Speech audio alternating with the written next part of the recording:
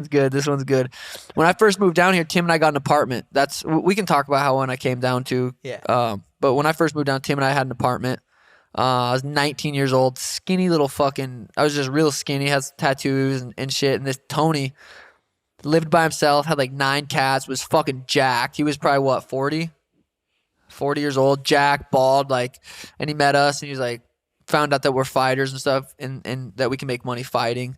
I think I was still an amateur, but because right now I just fought. I have no desire to go fucking hard. You think you're getting smarter now with more success you have in the UFC and making like better life decisions as far as I think down so. partying? I think my daughter's older now too. She's one. She's saying dad. It's like, well, that's changing me as a person, so that helps a lot too. I think just I had to experience going out. Yeah. And I'm still gonna go out. We're still gonna go to the club. Like, it's still gonna happen, but not like it did. That was like fucking. That was hardcore for me. But the fight you recently just had, right? Yeah. Like prior to that, how many days are you taking off? I was done 10 weeks, locked in, dialed in. So that means 10 weeks going to bed the same time every day. Dude, my sleep. I said it. There's a quote because I said it in like the before the fight. That I have the best sleep in the UFC. I've been tracking my sleep for probably 3+ years. I just got my sleep dialed in. What time do you go to bed?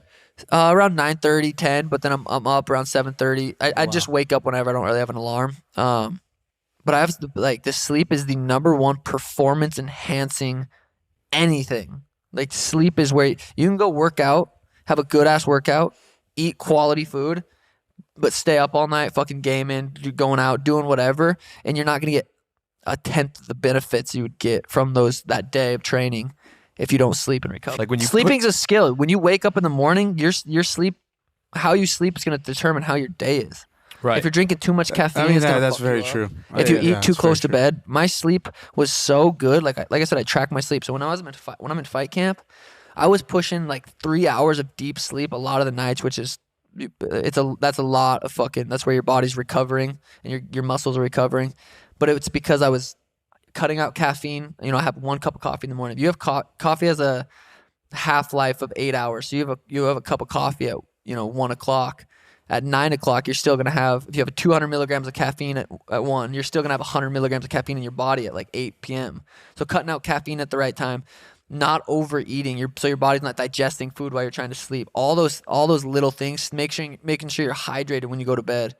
Blue light blockers. If you're gonna watch TV later at night, make sure you cut it out a certain time. There's so much shit that goes into sleeping that it's a legitimate skill. You can be good at sleeping. Meditation that'll guide you to sleep, get you into your breath, out of your mind. Because you lay down, you close your eyes. It's just fucking. If you even do that, some people just stare at their phone until they fall asleep, which is you're not gonna get quality sleep. You're not gonna get the REM sleep, the deep sleep, the sleep cycles that you need to wake up and feel good and actually have a good day. When you're standing up striking. Dude, I'm a knockout artist. I'm a knockout king. I feel like, I'm definitely most comfortable when I'm standing up. But I also do a lot of grappling and a lot of jiu-jitsu, and I haven't even got to show any of that. And And the Big Steve. Just jokes. No. Yeah, I mean, we'll see where my grappling's at when someone can take me down. Who is your one loss that you had? I haven't lost. He says you're 15-1, no? Error. That was when you got hurt. Oh, that was No, yeah, that one's funny. Yeah, I got kicked in this perennial nerve. There's the nerve right here behind your knee, and it made my leg go completely numb, and I fucking had limp foot. So every time I'd step forward, I'd roll my ankle, and I fucking blitzed this dude and threw some punches, and I fell down on my back, and he got on top, elbowed me. Ref stopped it. So you don't really count it. I see what you're saying. I don't feel like I lost that fight because my skills were worse than his. I think a freak accident happened. How many thousands of leg kicks, hundreds of thousands of leg kicks have landed in the UFC, and how many times has that happened? It's probably happened 3 or 4 times. Mm-hmm. So that's the worst way to lose. It's so rare. Yeah, that's not. Yeah. And it's like if I was fighting someone and that happened to them, I wouldn't be like, yeah, I beat that guy. I wouldn't think that way.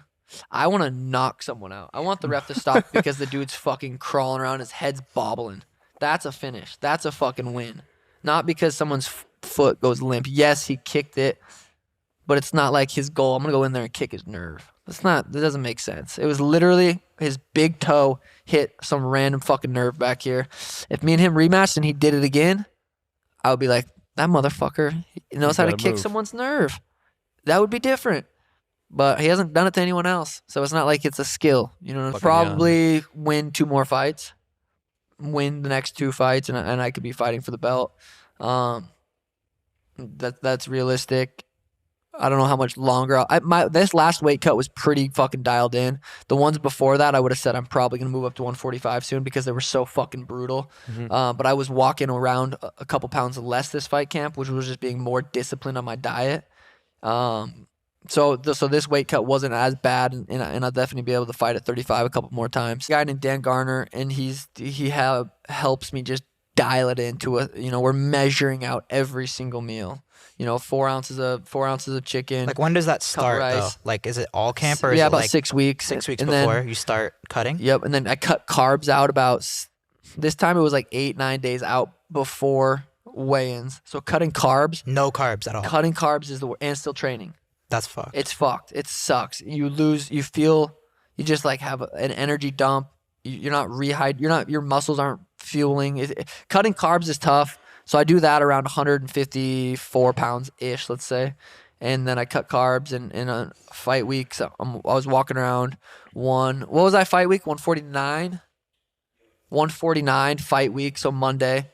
And I'd log all this every fight. 14 pounds in like 1 week. Yeah, and then so Tuesday, and so Sunday, Monday, Tuesday. These are Sunday, Monday, Tuesday, Wednesday are very important days for water logging. Just fucking drinking 6.7 liters of water, which is like almost 2 gallons of water, which is that helps get the weight off. And then Thursday, cutting salt and cutting water. So I'm just fucking pissing. You probably all got. day. Do you guys like shit a lot too? Once you cut carbs, you're not really shitting all your food. Not like the guy- Thursday night, I cut 5 pounds in the hot tub, sweating, just dying. You're laying there, fucking feel like you're dying. And then I woke up and cut. I floated 1 pound overnight, and then I cut 2 pounds, 1.8 pounds Friday morning. So you weigh in at 9. I woke up 6:37, and it took me about 30 minutes to cut. 35 minutes to cut. What do you do to cut that last little bit? Get in a hot fucking Sauna? bath. Oh. Fill up that bath, sit in there. We did 10 minutes, sat in the sauna for 10 minutes, and then lay down and get covered with towels and just sweat it out. It's such a weird experience that everyone crazy. should do because you feel like you're dying. You can feel your heart and it kind of hurts. It's pounding. Jesus And you're Christ. just, your head Yeah, kind of that hurts. that's scary. hospital. And then man. how It's do you- I mean, like, scary. And then the next day you're just fighting after all Well, that. then you weigh in at 9 and you start rehydrating. You start drinking a lot of liquids. Like you don't crave food at that point. Really? You could give a fuck less about You it. just wanna Dude, drink you water. just want water. So you hydrate really well, and then throughout the day you just you don't feel fucking full, dude. You could eat all day. And Do you then ever have to pull the trigger to just make weight? Like last minute, just throw up? No, you can't. You probably wouldn't be able to throw up after sweating as much as you do. You have nothing. You can't pee. You can't shit. You can't spit. Your mouth is so dry.